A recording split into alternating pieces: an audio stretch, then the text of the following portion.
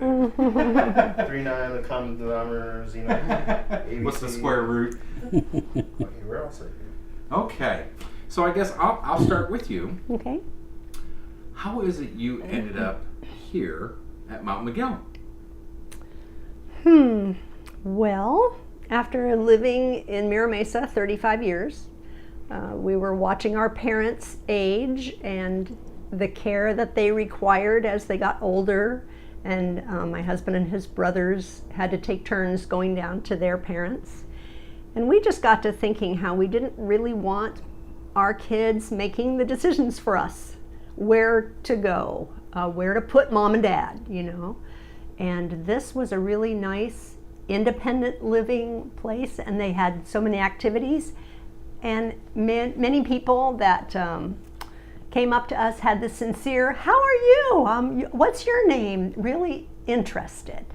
That's how we chose Mount Miguel. Yeah.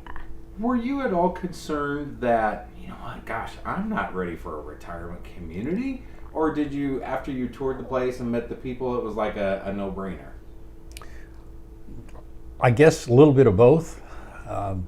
In our case, I was watching my parents, who had already passed away, but watching what we had to do with them, but also both of my brothers, one older and one younger, having their own problems, which meant that perhaps I was in line for problems, and I just didn't want to wait to the point where it would be too late. What was the reaction from your children about your decision to come here? Well, our daughter said, "Why don't you just move in with us?" The son said, "What a great idea." We considered living in Raytown in the parsonage with our daughter and said, you're going to be moving. Pastors don't stay in one place for long. So we decided one more move would be enough. And the kids have all visited. They all came before we moved in and all said, "Okay, we think you're doing the right thing." How important was it for you to, or that this is a faith-based non-for-profit community? Well, originally that wasn't an issue. We visited a number of locations, other homes and communities around San Diego. We knew we wanted to stay in San Diego. This was the only faith-based one. The others that we visited, it was sort of lukewarm or cold as far as a personality, if you will. We arrived here and it was really a warm, inviting place, and the culture, the people, the whole environment was such that it was attractive and much different than the environments, if you will, of the other locations. Okay. That in itself made the decision for us to this is the right kind of environment for us. Yeah. You've sort of alluded to this already, but was it an important factor in the decision that you had this residential living option, assisted, skilled, memory care, and why?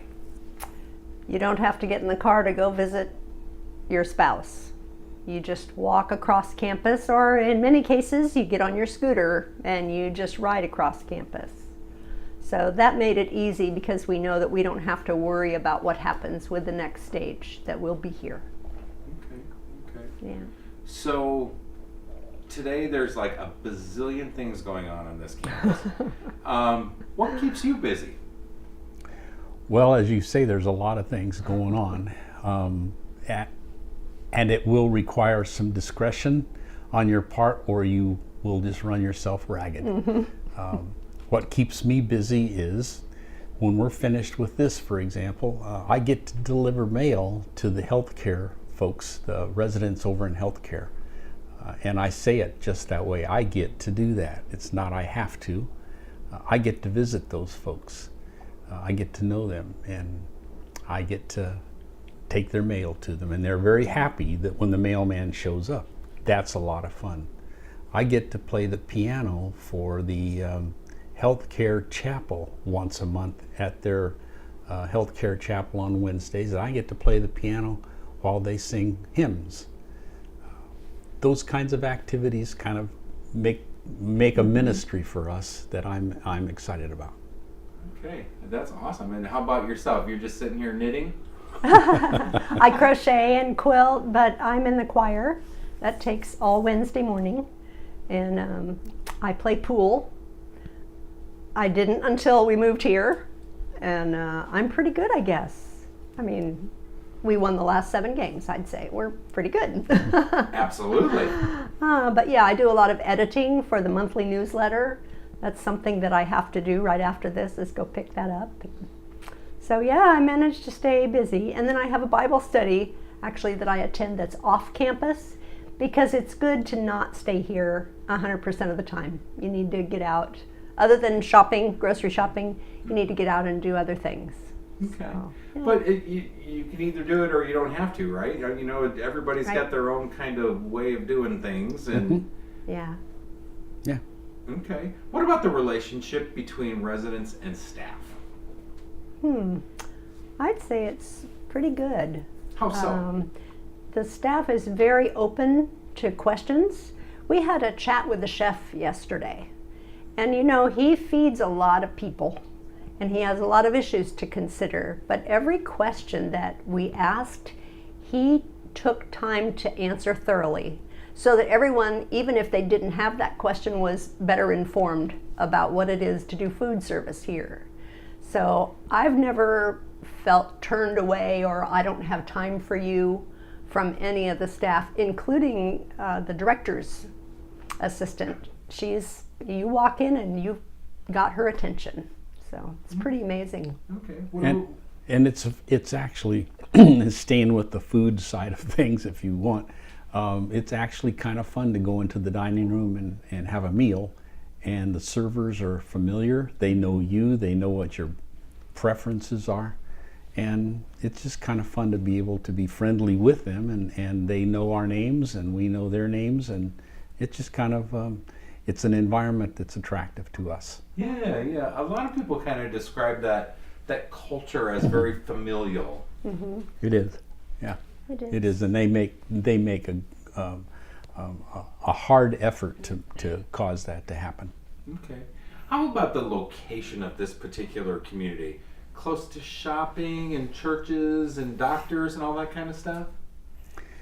Well, for us, it's okay. You know, we just came from an area that's a few miles away, so it wasn't that big of a transition location-wise, but it's got the amount of shopping we need. We've relocated our preferences for places, and our church is the same church we were attending before we moved here.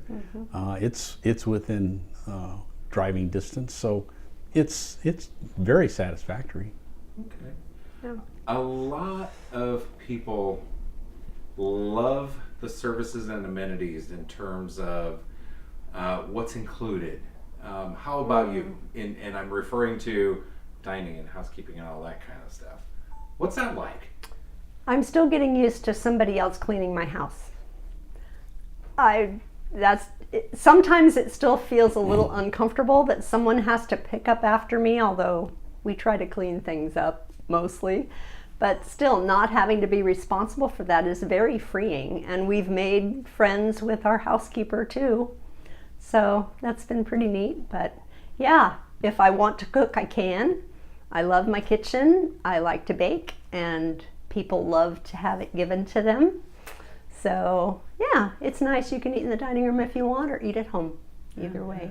Maintenance wise, bring it on. If somebody else wants to do this, that's great. I enjoy sitting out here and watching them mow my lawn. That's great. I love it. Last question for you all, and I guess I'll start with you. Sure. If you could offer any advice to someone who's sitting on the fence, should I move to a retirement community? Shouldn't I move? Your thoughts or advice? Yeah, well, first I would say this is not a nursing home. Don't wait too long. Because if you wait until you have to have a cane or a walker, you can't take advantage of all the things that there are to do here. Today we were playing bocce ball and croquet. You can't use a cane out in that grass. You have to be able to walk. So come early, get your money's worth, and enjoy it. It's great. Your advice? right along the same as hers. It's you can't wait too long. There's a lot of fun to be had here. There are a lot of activities, and as she says, it's easy for family or outsiders to look at this place and consider it a nursing home or an old folks home, if you will. The folks that I know here don't look like and don't act like they're very old. They may have it in age numbers, but there's a very active group of people here that live here. And if you wait too long, you're going to miss out on a lot of things that you could otherwise have had some fun. Yeah. Beautiful. Thank you. Sure. You're welcome. Awesome. Thank you, That guys. is the number one advice from anybody everywhere. Yeah. Is don't wait too long. Oh, my mother's best friend said, do it while you can still get down to clean out your closet. Don't, because she had to have her kids do that for her, and it was really hard. Well, just also, we leave tomorrow afternoon for a month.